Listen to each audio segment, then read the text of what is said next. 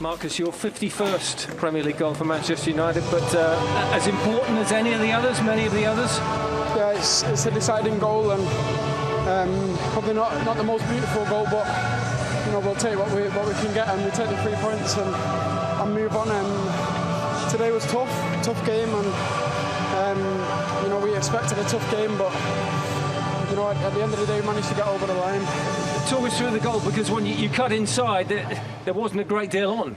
No, but the fullback, I think he got cramp a few minutes before, so I just had in my head that next time I get the ball, I'm going to try and go at him and make him chop and turn, and just see if I can make something happen. And you know, thankfully in the end we got a deflection and it went in. The Wolves have been hard for you to beat. You haven't managed in the Premier League until now. So what does this say about you when you didn't play? And it went in. The Wolves have been hard for you to beat. You haven't managed in the Premier League until now. So what does this say about you when you didn't play as well as you wanted to, clearly, but you've got the result? Yeah, it means a lot. You know, we're obviously a little bit disappointed that we, like you say, we didn't play as well as we wanted to or as we could have. But at the end of the day, it's 3 points, and no matter how scrappy and how tough they are, we'll take them as they come. And how important, you look at the table now, United second, 2 points behind Liverpool, played the same amount of games. How important might that result be, that goal be now? I think for us, we can't look too far ahead. I think, you know, like you said, we're a team that's still doing a lot of work on ourselves, and to be, you know, looking at the table and so early on in the season is a bit stupid of us. But you know, we have to take it one game at a time, and if we can keep finding ways to win like this, then we'll see where we are come the end of the season. You found a way to win tonight, all right. Thank you, well done. Thank you. It's turned out to be quite a special 2020 for Marcus Rashford, off the pitch and on it as well, Michael. Yeah, I mean, off the pitch he's been sensational. We've mentioned it lots of times. You know, he's really been a shining light for the game, not just for himself or Manchester United. So full credit to him. On the pitch, he's getting better and better, scoring plenty of goals now. I still think he's a wide player that's better sort of chipping in with goals and contributing to a performance as opposed to being the main centre forward. But no, he's grown into a super player, superhuman being as well. And how much credit does he deserve? The fact that those around him were tiring, and we'll talk about the Wolves defender as well in a second, but he carried on going, right to the last whistle. Look, he's such a generous boy when it comes to his work rate and his willingness to run and to keep going. He's he's so honest like that. And as soon as the ball was lost, as soon as United won possession, he come alive. He saw something that others perhaps weren't quick enough to react to. And from where he picked the ball up, there was nothing really that dangerous. Then all of a sudden, it's in the back of the net. He talked about Nouri, almost on his haunches, the wing-back. But boy, did he make him pay for it, Michael. He did, yeah. He mentioned the cramp to the full-back in that interview there. We're thinking here, Andy, that Hoover needs to just chip it long and get Traore chasing it down, but playing this ball basically surrenders possession. And you just look at the top of your screen. Ain't Nouri, the left-back, sat there nursing cramp. Now, it's not for me, that. It's not for me. You know, eventually when there's danger, he stands up and he chases back. So if you're OK to do that then you're OK to do that now. And we're seeing this too much in football, actually. And it's because of that, the contributing factor, Andy, I feel, towards the goal. Absolutely right. It's because there was a gap there. Rashford runs into it. United just chip the ball over the top. And he's allowed to chop back inside on his left foot. So again, from this angle, you can see now, when Rashford picks this ball up, don't let him come back inside. Keep him there, make him go to the byline and cross it. They allow him to come back inside. And look, it's a horrible deflection off Saiss, but once he's allowed to come back inside, Michael, he knows he might be in business. He does, yeah. I mean, I go back to the source, Andy, if I'm honest. I just can't have my full-back. If I've got a defender and I'm a manager and he's lying on the floor, and we saw it with Christensen against Aston Villa. You know, he has a little tackle. If he stands, if he gets back into position, all this lying around, faking injury or whatever, because you've just seen he's stood up and he's ran back and he's got history and gets back into position.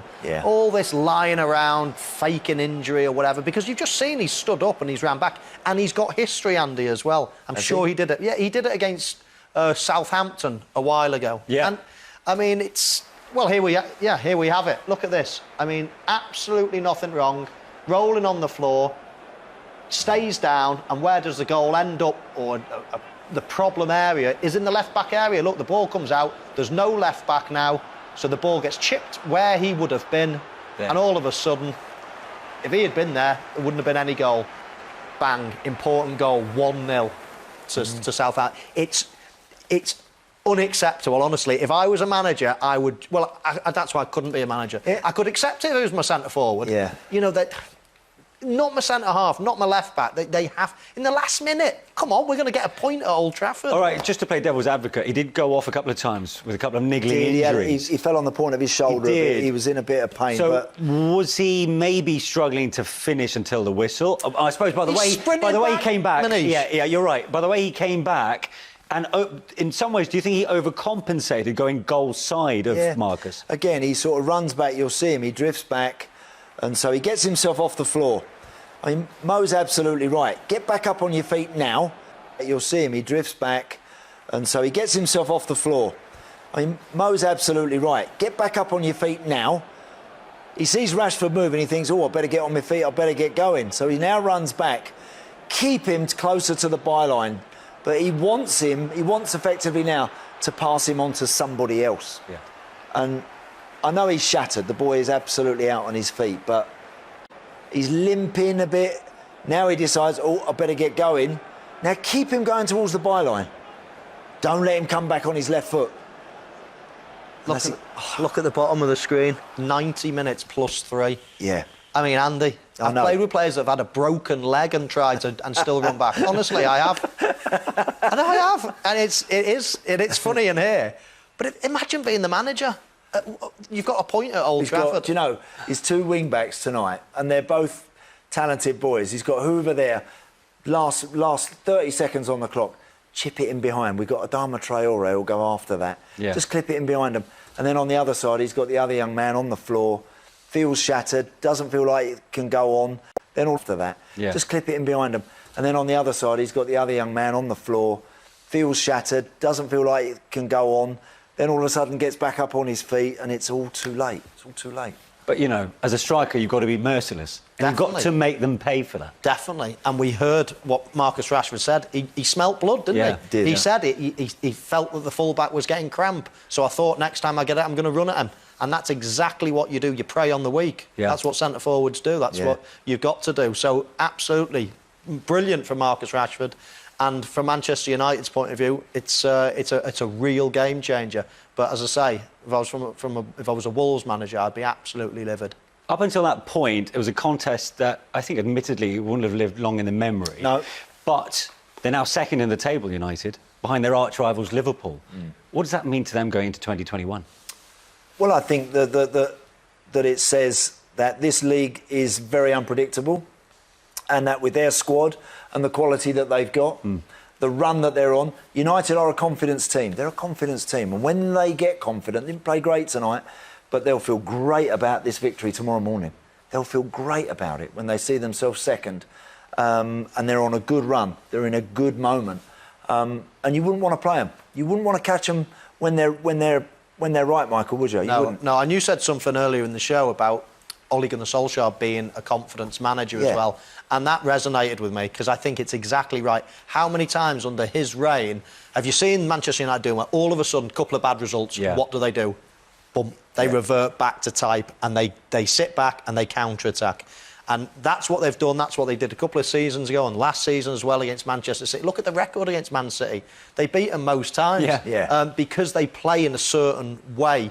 Now, I think to be a title winner, you've got to have much more rounded. You've got to have all the different weapons in your arsenal. And at the minute, I just don't think Manchester United are good enough with the ball and taking the game. We saw again tonight. It's not really. They should be having all the possession, loads of chances. They don't create anything really. No. And I think that when Man United are hot and when the manager's confident and when they're going at teams, they can actually. I mean, the last game against Leeds, they're absolutely brilliant. Yes, Leeds played it into their hands, but they can do it. They've got the players to do it. I just think in certain situations they need to be better and a bit braver.